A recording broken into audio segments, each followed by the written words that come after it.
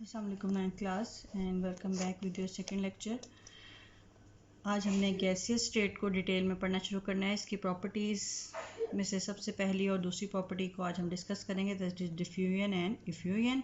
इससे पहले हम रिवाइज कर लेंगे गैसियस स्टेट कौन सी स्टेट थी। मैटर की वो स्टेट जिसमें जो पार्टिकल्स हैं वो किसी फिक्स या सेट पैटर्न पे सेट नहीं होते और इनके दरमियान इंटरमोलिकुलर फोर्सेस भी बहुत ज़्यादा वीक होती हैं और जितनी स्पेस इन्हें मिले ये उतनी स्पेस में फैल जाते हैं।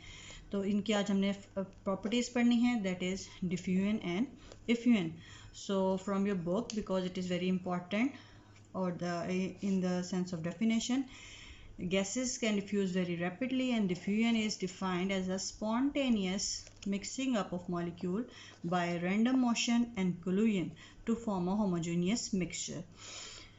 यानी गैस के जो मॉलिक्यूल्स हैं वो स्पॉन्टेनियसली मिक्स होते हैं और उनके दरमियान रैंडम मोशन होती है, यानी कोई एक मॉलिक्यूल इधर जा रहा है, दूसरा उधर से इधर आ रहा है, तीसरा उधर से उधर जा रहा है, कोई ख़ास पैटर्न नहीं है मोशन का, रैंडम मोशन है। और इस रैंडम मोशन के दौरान उनके दरमियान कोलोजन भी होती है। कोलोजन मतलब टकराना, यानी वो आपस में जब इधर से उधर भाग रहे होते हैं तो उनकी आपस में टक्कर भी होती है। जैसे स्नूकर बॉल्स जब आपस में टकराती हैं तो उनकी डायरेक्शन चेंज हो जाती है।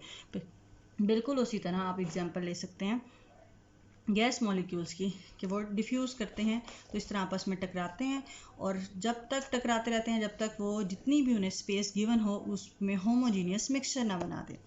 अच्छा, अब इस वक्त आपको गैसेस की प्रॉपर्टी शो करने के लिए आपको खुद थोड़ा सा एक एक्टिविटी करनी पड़ेगी और एक्टिविटी ये है कि आप एक कोई भी बॉडी स्प्रे, परफ्यूम या कोई भी खुशबूदार चीज़ जो है अपने कमरे के कॉर्नर में स्प्रे करें और फिर दूसरे कॉर्नर में जाके उसको फील करें।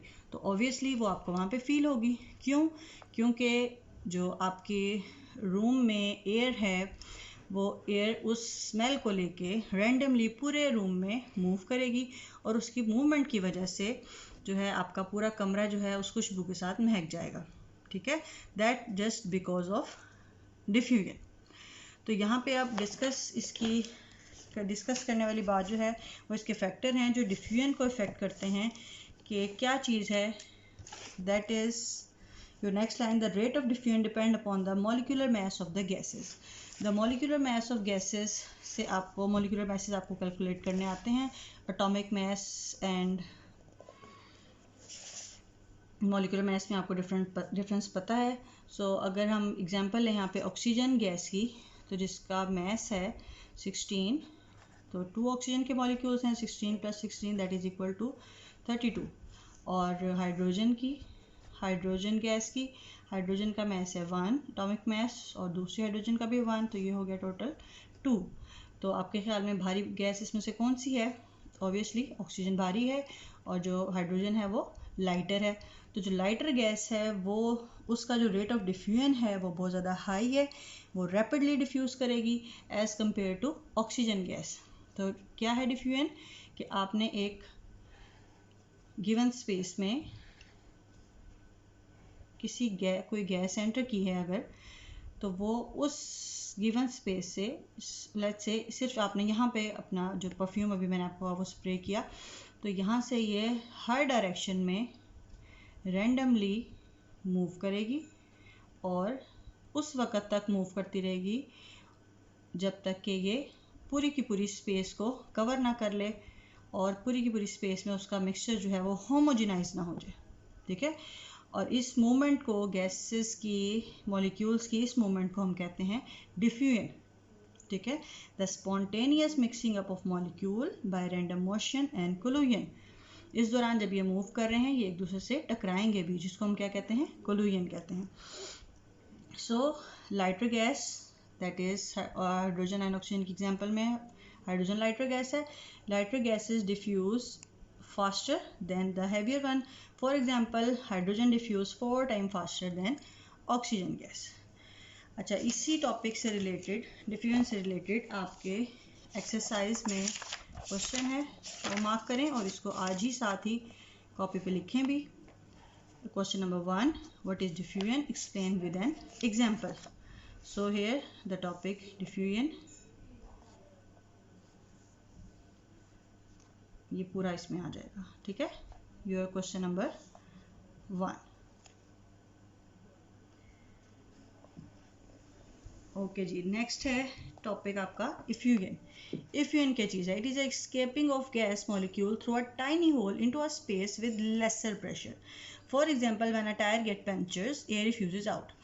Effusion depends upon the molecular mass. Lighter gases diffuse faster than heavier gases. Okay, अब effusion भी जो है वो भी gases की movement ही है, लेकिन it is from a tiny hole. अब जैसे इस बलून के थ्रू मैंने आपको एग्जांपल दी थी गैसेस की, तो इसके अंदर अगर मैं ऐसा सुराख करने में कामयाब हो जाऊं कि ये फट ना जाए, तो आप इफ्यूजन की एग्जांपल को समझ सकते हैं। हियर आहिस्ता आहिस्ता इसमें से गैस निकली है और ये इनफ्लैट हो गया, लेकिन वो जो गैस निकली है वो इस होल में से निकली है जो कि मैंने इस बलून में किया था। तो ये क्या है, इस तरह की मूवमेंट को, टाइनी होल से गैस के फ़ौरन से बाहर निकलने को आप कहते हैं इफ्यूजन। और इस टाइनी होल से निकलते हुए, क्योंकि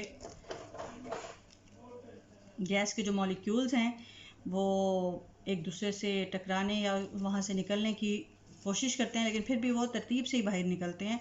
एग्जाम्पल या बुक में आपके लिए टायर की, जब टायर पंचर होता है तो बॉयज़ को ये बात समझने में ज़्यादा दिक्कत नहीं होगी कि जब टायर पंचर होता है तो किस तरह थोड़ी थोड़ी करके गैस निकलती जाती है। पहले आपको नहीं पता चलता कि बाइक का टायर जो है वो पंचर है, लेकिन फिर कुछ देर बाद आपको अंदाज़ा होता है कि भाई अब बाइक जो है वो सही नहीं चल रही है, क्योंकि इसके टायर से में हवा का प्रेशर जो है वो कम हो गया है, कि वो थोड़ी थोड़ी करके टाइनी होल में से आहिस्ता आहिस्ता हवा निकल रही होती है।